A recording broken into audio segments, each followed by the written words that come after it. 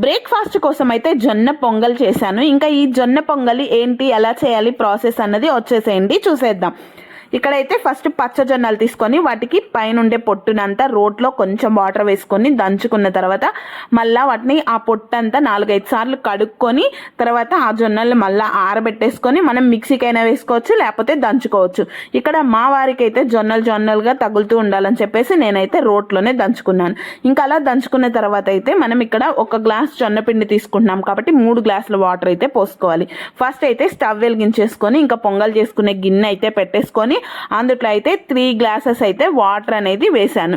ఇంకా అలా వాటర్ వేసిన తర్వాత రుచికి సరిపడా ఉప్పు అయితే వేసేసుకొని ఇందుట్లో మనం ముందుగా చేసి పెట్టుకున్న జొన్న పిండి ఏదైతే ఉంటుందో అది అయితే ఉండలు లేకుండా, ఉండలు అనేవి ఏమైనా ఉన్నా నలుపుకొని అయితే పిండి మొత్తాన్ని వేసేసుకొని మనం వేసిన వెంటనే అయితే కలుపుతూనే ఉండాలి. లేకపోతే మనకైతే అంతా ఉండలు అనేది కట్టేసి టేస్ట్ అనేది అస్సలు బాగోదు. అది కాక ఉండలు కడితే లోపలంతా ఉడకకుండా ఊరికే పైకి ఉడికేసి లోపలంతా పిండిగా ఉంటుంది. అందుకని చెప్పేసి మనం జొన్న పిండి వేసిన దగ్గర నుంచి అయితే దగ్గర పడే అంత మటుకు కలుపుకుంటూనే ఉండాలి. ఈ విధంగా కలుపుకుంటూ ఉంటే మనకి ఉండలు అనేది కట్టదు. ఇక్కడైతే జొన్నలుగా ఉంటేనే మా వారికి ఇష్టం అని చెప్పేసి నేనైతే రోట్లో జొన్నలుగా ఉండేటట్టే కొంచెం పిండి కొంచెం జొన్నలు ఉండేటట్టుగా దంచుకున్నాను అనమాట. మిక్సీకి వేస్తే మరీ నూకగా అయిపోతుందని చెప్పేసి నేనైతే రోట్లోనే దంచుకుంటాను. ఇంకా అయితే ఇక్కడ ఇది మొత్తం అయితే దగ్గర పడేంత వరకు కలుపుకుంటూనే ఉండాలి.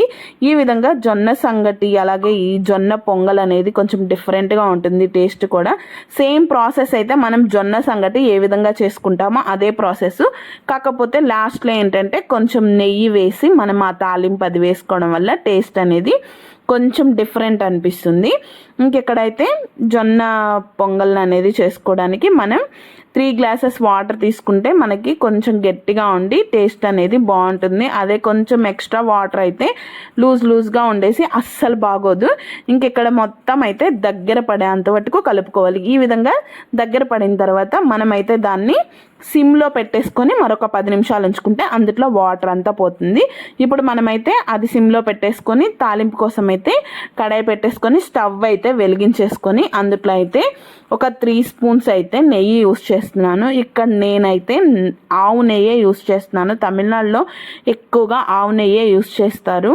ఇంకైతే ఇక్కడ ఆవు నెయ్యి అయితే వేసేసుకున్నాను 3 స్పూన్స్. ఇలా నెయ్యి వేసేసుకున్న తర్వాత ఆ నెయ్యి అనేది ఫ్రిడ్జ్లో పెట్టడం వల్ల గట్టిగా అయిపోయింది. ఇంకా అది కరిగేంత వరకైతే పొయ్యి మీద పెట్టేసుకొని కరిగిన తర్వాత అందుట్లో అయితే ఎండుమిరపకాయలు అలాగే తాలింపు గింజలు అలాగే కరివేపాకు వేసుకున్నాను. ఇక్కడ ఎండుమిరపకాయలు అనేది మనం తుంచి వేసుకుంటే అందులోకి నెయ్యి అనేది వెళ్ళేసి తినడానికి చాలా బాగుంటుంది టేస్ట్ అయితే.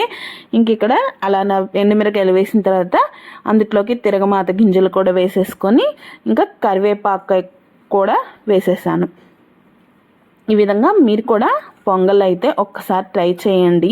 టేస్ట్ అనేది ఎలా ఉందనేది తప్పకుండా కామెంట్ చేయండి. ఇక్కడ కరివేపాకు అనేది కూడా వేసేసుకొని దీన్ని కూడా బాగా ఫ్రై అయిన తర్వాత ఈ తాలింపు ఏదైతే ఉంటుందో అది సంగటి చేసుకున్నాం కదా జొన్న సంగటి అందులో వేసేసుకుంటే మనకి జొన్న పొంగల్ అయితే రెడీ. ఈ వీడియో